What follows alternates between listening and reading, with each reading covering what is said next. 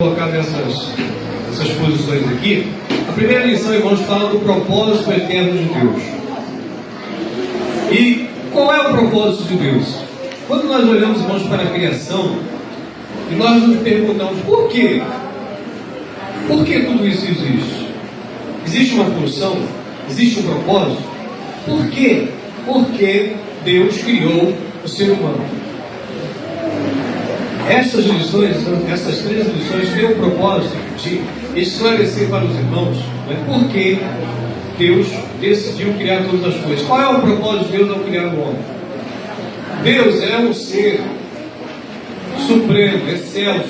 Ele tem todo o poder, ele tem toda a sabedoria, e Deus é todo o amor. Sendo Deus todo o poder, tendo toda a sabedoria e sendo amor, Deus decidiu criar. É natural para Deus criar. Ele desejou criar seres, e diz a Bíblia que semelhante a Ele, conforme Ele, semelhante a Ele, conforme a sua imagem, semelhante a Ele, na natureza e no caráter. Para quê? Sendo Deus é amor, Deus queria se relacionar com outros seres semelhantes a Ele. Mas para Deus sendo santo, perfeito, justo, Ele só pode se relacionar com pessoas que têm a mesma natureza e que têm o mesmo caráter. Por isso Deus criou o homem. Os anjos foram criados para servir, mas o homem não. O homem foi criado para ter comunhão com ele, e Deus ter filhos conforme a sua imagem, conforme a sua semelhança. Então Deus cria Adão, primeiro, com vontade, ou seja, Adão é capaz de tomar decisões. Segundo, com sentimentos. Adão seria capaz de amar. E criou Adão como um ser livre, para que ele pudesse decidir se ele teria plena comunhão com Deus ou se ele decidiria seguir o seu próprio caminho, a sua própria vontade. Deus criou o homem para viver em eternidade com Ele. Este é o propósito de Deus desde a eternidade. Pastor, mas o que foi que aconteceu? O que aconteceu foi uma coisita chamada pecado. Foi isso que aconteceu.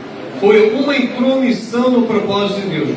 Porque o propósito de Deus no Éden é que ao testar Adão pela fé, porque Deus disse para Adão: olha, não coma da árvore do conhecimento do bem e do mal, porque no dia que tu comer, tu vais morrer. Era para Adão ter crido que aquela palavra que Deus havia determinado, ela se cumpria literalmente. Mas Adão duvidou, Adão não creu, Adão não teve fé. E por isso o pecado entrou na humanidade, e nós nos tornamos uma raça caída, imprestável, sem Cristo. Sabe para o que nós prestamos? Apenas para ser lançado no inferno da morte eterna. Todo aquele que morre sem Cristo, ele literalmente tem a sua condenação eterna. Não há meio termo. O Evangelho não deixa, irmãos, meio termo. Ele é claro e objetivo. Mas como o homem pecou, e agora? Mas Deus, sendo conhecedor de todas as coisas, onisciente, Ele conhece o presente, o passado e o futuro num só momento. Quando Deus conhece, Ele conhece tudo ao mesmo tempo. A gente tem ideia de presente, passado e futuro. Deus não, Ele conhece tudo num momento só, num instante só. Então para Deus tudo é presente. Quando Deus conheceu a história da criação,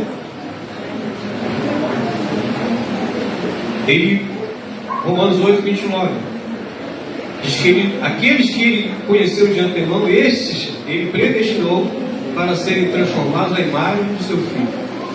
Ou seja, Deus conheceu cada um dos que seriam salvos já na eternidade. Ele conheceu a mim, Ele conheceu a você, Ele conheceu a igreja. E sendo conhecedor, Ele determinou, Ele elegeu em Cristo para a salvação. Mas como é que acontece a salvação? A salvação não só acontece em Cristo. Quando o homem, iluminado pelo Espírito Santo, pela pregação da palavra, o Espírito aplica a palavra na mente, no intelecto, o homem então ele se reconhece pecador e se reconhece merecedor do castigo eterno, da morte eterna. Neste momento Deus ilumina a mente dele, então ele se arrepende, crê, e ali ele nasce de novo, se torna uma nova criatura. Não conforme a velha criatura, um homem escravizado ao pecado, mas um homem livre, um homem celestial, um novo homem, um homem espiritual. Ele nasce como um bebê. Por isso Jesus disse, se vós não vos tornares como uma criança, por quê? Porque uma criança tem que aprender todas as coisas. Quando você nasce para o reino, nasce do alto, nasce pelo Espírito, você é um bebê, você tem que aprender, conhecer o propósito de Deus. E conforme você nasce, conforme você vai sendo instruído, edificado pela igreja, você vai tendo então a sua natureza trabalhada. E aí você vai crescendo. Você vai amadurecendo. Até se tornar o quê? Varão perfeito, à semelhança e à estatura de Cristo. O objetivo de Deus, ao nos salvar, é nos transformar. Tanto a nossa natureza, o nosso corpo, como o nosso caráter, a semelhança de Cristo, que é o varão perfeito, o Filho de Deus, o unigênito. Na eternidade passada, Deus só tinha um filho, Jesus. Mas agora Deus tem milhões e milhões de filhos espalhados por toda a terra. E Ele está transformando a mim e a você a semelhança do seu Filho, de glória em glória, dia após dia, batalha após batalha, luta após luta, cai, levanta, mas Ele continua prosseguindo, sendo transformado todos os dias a imagem e a semelhança do seu Filho Jesus Cristo, até, irmãos, chegar aquele momento onde nós seremos glorificados. Este corpo fraco, frágil, que não pode habitar na presença de Deus, esse corpo ele será revestido de imortalidade, de santidade, de justiça, de perfeição, de conhecimento. Então nós poderemos experimentar o tipo de vida que Deus experimenta. Porque Deus existe, irmãos, na eternidade. A eternidade é lugar de perfeição. Nós existimos aqui neste plano, e esse plano é um plano imperfeito. Então o que Deus faz? Deus nos tira desse plano, transforma a nossa natureza, transforma o nosso caráter, nos leva para Ele mesmo. O céu, na realidade, da nova criação, tudo vai ser céu, porque Deus ele vai estar iluminando toda a criação. Não vai precisar de sol, de lua, nem de estrela. Deus vai ser a luz, aleluia, né, para todo o universo. E nós, a igreja, nós não temos, irmãos, um lugar de primazia no propósito de Deus. Por quê? Porque nós somos os filhos de Deus. Entenda bem uma coisa. Esse título que nós temos de pastor, presbítero, pastor, diácono, isso é para essa realidade aqui. Na eternidade não terá título, serão todos filhos do Deus Altíssimo. É o único título que nós vamos ter na eternidade, esse. Filhos do Deus Altíssimo. Esses outros títulos que muitas vezes a gente se gloria, se incha por causa do título, é só para essa realidade aqui. Quando chegar na eternidade, não vai ter pastor, não vai ter diácono, não vai ter nada disso. Vamos ser todos filhos do Deus Altíssimo. Isso é que nós vamos ser na eternidade. E é isso que Deus Ele está operando na minha vida e na sua vida.